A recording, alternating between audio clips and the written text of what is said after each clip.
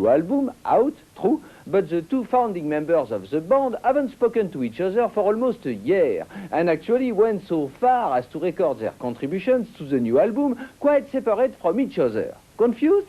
You'll be even more so when you receive an earful of their new and probably last album, the introspective and very druggy sounding Recurring.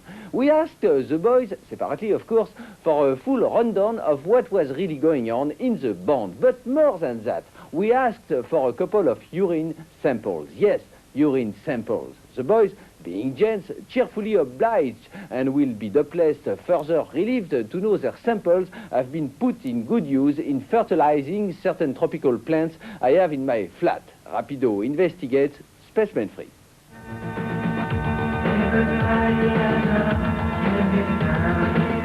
The Spacemen 3 schism went public last year when Jason Pierce launched his spiritualized project and Pete Sonic Boom Kemba released his solo album Spectrum. Here's Jason Pierce on their unusual working methods. The tracks were pretty much recorded separately anyway, so it seemed kind of okay to do it like that on the album. And I guess we got used to hearing it that way. I think now it would be very hard to compile it as a normal album, as to arrange the tracks so that they were different, like Pete's tracks were running with my tracks or whatever. I think everybody just got used to hearing it as two sides, so it was put out like that.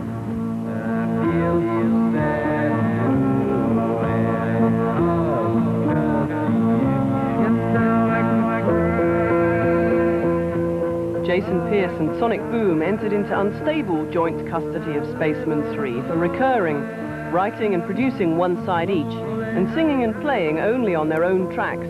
Sonic Boom kept certain material for his own work.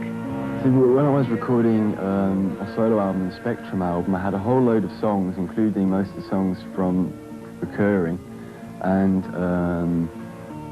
there was a whole lot of sad songs, and there was a lot of really up-tempo, quite happy songs, and the sad songs were the older songs, and I felt that I wanted to get those out of the way. So that's why Spectrum was nearly all quite down, quite depressing, sad songs. And I kept what I felt were the better songs, the more up songs for the Spacemen 3 album.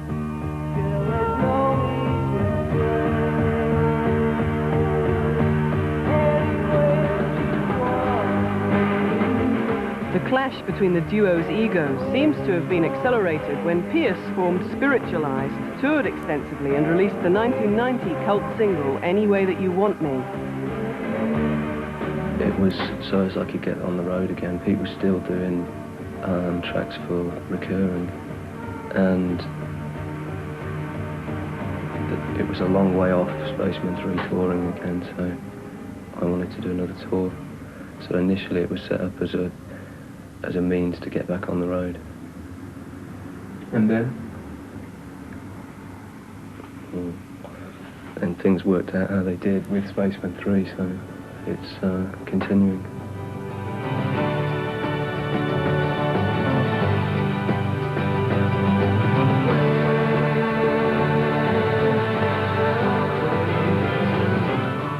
Sonic Boom is now managed by Creation's Alan McGee. While there's been much speculation in the music press over the future of Spacemen 3, according to Sonic, or should that be Mr. Boom, the band is already a thing of the past. It's finished, you know, it's totally finished. There's been things in the press that even said that this was recorded after we got back together, but it was recorded before the band split, and we really just we've agreed to differ, and that's it, you know. We've both got our lives to get on with, and I think that's it, really. You know, it is two very separate things.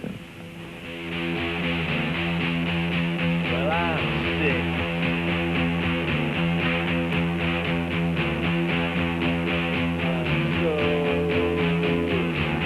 The rock feud has illustrious forebears, McCartney and Lennon, Townsend and Daltrey, now Sonic and Jason. We're told they're still not talking, but are busy with individual projects. I think it's unfair to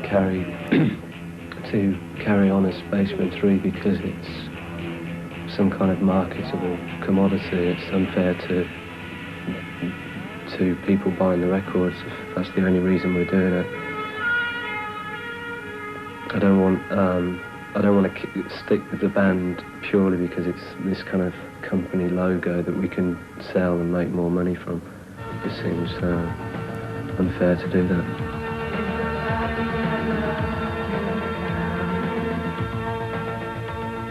It's good to see that